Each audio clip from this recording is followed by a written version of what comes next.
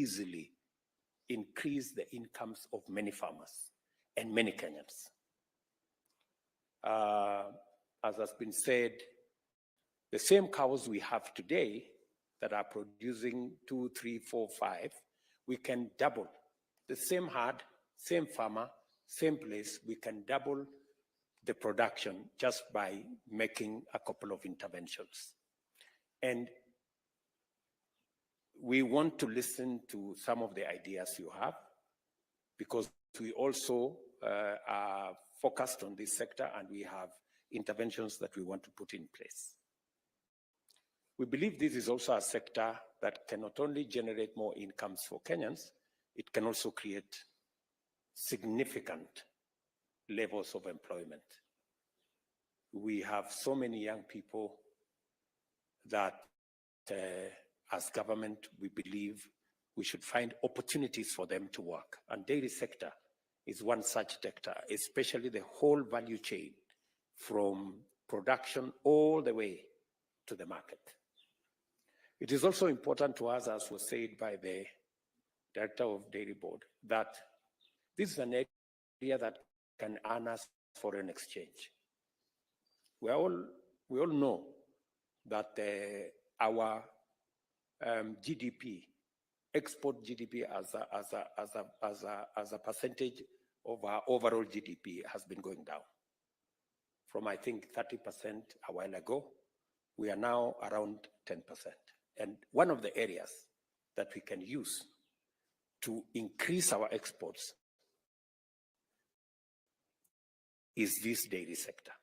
And that is why it is very important for us to have this conversation. We are going to have conversations with other sectors and other stakeholders in this space. And because you are the primary people, you are ultimately the people who process our milk, it is important for us to engage you. And just to mention a couple of areas that we are doing as government. Number one, we are investing in the infrastructure for good semen, for purposes of getting good breeds that are both good for milk production and meat production. We are investing some resources in Kagrik. We are investing some resources in Kevefabi. And this year, we also changed the tax structure to support local animal vaccine production so that we can encourage more people to produce the vaccines that we use to manage the diseases around our livestock locally, that we produce them locally. Number two, we are focused also on the milk cold chain, because part of the challenge we've had is perishability of milk. And the longer milk takes to get to a cold chain facility, the lower the quality. And therefore, to manage quality, we are rolling out, I think it has been said here, we have 400 and how many? 460 milk coolers. Of those 460 milk coolers, 350 are actually public, which we acquired as government. We are again in the process of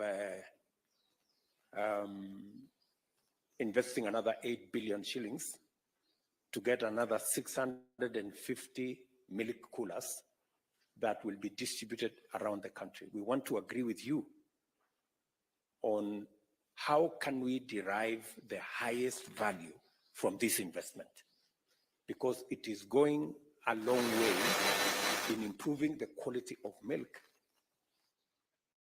and the amount of milk that gets to your processors and gets to the market when it is good quality and when it is in a state that we can use not only to produce or the other value-added products. And the better the quality of milk that get to the processors, the greater the opportunity for us to have high-end, value-added products that today, as has been said, we are even importing some of those products like cheese and others. And the greater it is, the possibility for us to tap into the huge export market that is available for our products, and so that we can also enhance our revenue. So at the heart of this conversation is quality of milk.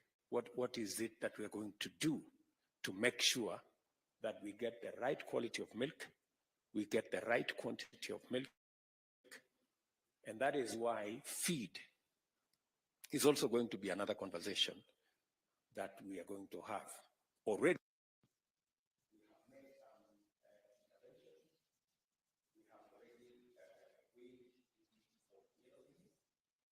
we are working with some private sector players to see whether we can bulk the production of silage, hay, and other products so that we can make them affordable to many of our farmers, to increase their productivity, and so that we can make this whole industry sustainable, profitable, but we also use it to drive our revenues, both local and from exports. So this is the conversation I want us to have. What I was asking my team is that as we make all these interventions, we are investing in AI facility, we're investing in vaccine facility, we're investing in cold room facility, and everything that we are doing. What are the other stakeholders doing? What are the processors doing to support this whole endeavor? More specifically, how do we reorient the focus of processors away from just focusing on the consumer and where they sell, but also give due attention to the farmers who produce? Because without the farmers, this whole chain doesn't go very far. We are all aware that the farmers believe they are getting the short end of the stick. But we need to interrogate that. Is it the feed? Is it the productivity? Is it the quality? And how do we work together, government and private sector, to improve the productivity of our farmers, to improve the quality of the milk they are producing, and therefore be able to pay them better prices if everybody is getting a fair return? So this is the conversation that I thought we should have. And then secondly, I also want us to have a conversation about milk glut. We are all expecting El Nino. If anything, if the rain this afternoon is anything to go by, I don't know whether that's a sign of El Nino or just rain. And how do we manage this glut? And how do we use the capacities that we have, whether it is in production of powder milk or whatever other products that we think the excess milk can be used for? How do we make sure that that happens? Creating harmony in the industry and removing too much fluctuation within the industry and the milk prices. We are ready to work with you, either using the facilities, I don't know, commodity fund or whatever other fund that we have, the processors, so that you can have money to be able to buy the excess milk. explain to me, because this is public money, how you're going to return that money when you sell the products. Because in the past, we've given money for to manage the cloth, but that money never came back. I don't know what happens to the what happens to the money after you sell the products. You have so we need to agree. You know, I am willing. I'm ready to provide money and resources for you to manage the cloth, but we need to agree how that money becomes or gets back to the people's coffers, so that we can make it available the next time we have another situation. So I was told that there are people here who want to speak to these issues, and I am ready to listen. So maybe somebody can come and manage the rest of the people who want to speak. Mweke, asanteni sana.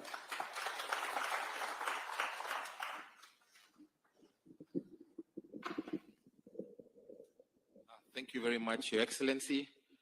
We have Mr. Kenneth Gitonga, who's the CEO of the Meru Central Dairy Cooperative, who will just mention a few things on behalf of the processors.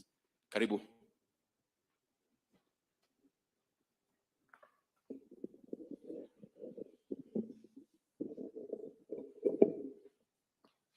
Your Excellency, the President of the Republic of Kenya, His Excellency, the Governor of Nakuru, Cabinet members present, senior government officers, all protocols observed. Good evening. Yeah, thank you very much.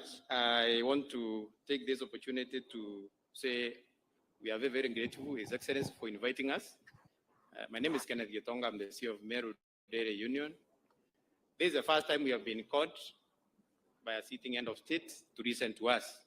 And we are very happy as processors because it's a momentum we have never gotten. Number two, I want to thank you, His Excellency, and you are right. Dairy can change this country very quickly. For taking time even to visit some of us, you came to Meru, you went to Githunguri, you went to KCC, and you have called us. And we hope you are going also to visit the others to get the real picture on the ground. And we are sure this dream is going to come true, and you can count on our support. When we got this invitation, we met on Monday as processors, just to prepare ourselves on how to engage on this meeting. And we came up with a few points which we wanted to bring into your attention so that you can look at them and see how they fit in. Now, there's a common belief there that the farmers are getting a raw deal, or the processors are having the money, and the processors are feeling that they're not getting enough, or they're not getting money enough to cover their investments. So it's a cheese, everyone believes blaming the other one. And we looked at it from the top to the last point. We have 5 points which we agreed on. And I think my colleagues will agree with me and also maybe support or agree. Now, number one is at the farm level. We look at our farmers. We are paying our farmers 50 shillings. Currently, the average is 48 according to the MD, but they're still complaining. And then we're asking ourselves, how much should we pay so that they can be happy? After engaging and consulting and looking all over the world, we are seeing there's an issue on the costs, not actually the price, but the cost of production at the farm level. That is the main source of all these issues, because when the farmer produces at a cost almost over 50 shillings, we start already at a very high note. And down the value chain, we are not likely to compete out there. His Excellency, it is possible, and you have done research, to produce milk in this country at below 30 shillings. And if we can do production at below 30 shillings, there will be money for everyone. The farmer will get the money, the processor will get money, the government will get taxes, and all of us will be happy. And we will beat everybody in the world market. So we need to ask ourselves, what is this we need to do at the farm level? We have come with 2 suggestions. Number one, this farmer of ours producing 3 liters should be encouraged, number one, to increase the production per cow, and number 2, to increase the number of cows. If we just increase the numbers and the volumes, we are sorted. How do we achieve this? Production only requires land and water, and that's all, which we have. So if the government can support and encourage people who want to produce for export and for business, by even availing government land or other land, whatever we have, we can sort this problem at the source. And once we get it right at the farm level, the farmer maybe produces at 30 shillings, he makes his profit of 10 shillings, and maybe he gives us at 40 or whatever figure. We can go out there and compete and beat others. We are only surviving because of the protection the government is giving us of taxation of imports in this country. If you have to open the doors, there will be no sector today. For it to become sustainable, the cost of production to us, we felt, is a main issue to deal with. Number two, we looked at the processors. Processors is costing us about that 4 to 40 shillings to process a liter of milk. 17 shillings or 17% of it is going to packaging material. This is because all packaging material is being imported in this country, and plus the levies and the dollar, everything, 17 shillings is already gone. So it's like we use around 14 shillings or so. But if you want 50 shillings, because you can give the farmer 50 shillings, there will be transportation, there will be cooling. The milk comes to the factory at around 55 to 60 shillings, depending on where you are. So if you put in that 4, you're already at almost 90. And when it's already at 90, remember, we don't go to the shops. We have to use the wholesalers. We have to use the retailers. And then we make 5 shillings or less. Most of us, we are oscillating between 8 and 3. That's where all of us are. So the question is, how do we sort all this? We start very properly at the farm. And then we come up. Now, when you look at the export milk at our costs, is costing at 760 shillings per kg, when the one is doing 400. In Uganda, it is 560. So already we are beaten before we even start moving. And unless we sort it out properly down here, then this export thing we are thinking about is going to give us a challenge moving forward. We're also looking at what is happening at the county level. Some of the counties are allocating very little budgets to agriculture or to livestock. I don't know what you can do, Your Excellency, to persuade, and I'm happy the governor is here, to allocate us some more resources on production and trying to see how we support this model, because agriculture is devolved, and that is where this game is being played. We also looked at the consumption. 2013 consumption was about 12 liters per person. Currently, it is at 78. Consumption is coming down. And we were very worried because the neighbors here, Uganda and Tanzania, they don't drink milk. But Kenyans will drink milk. So,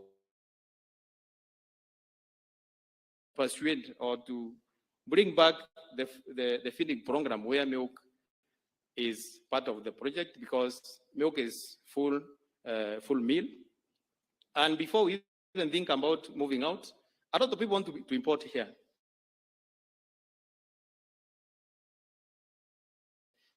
But we 5 points.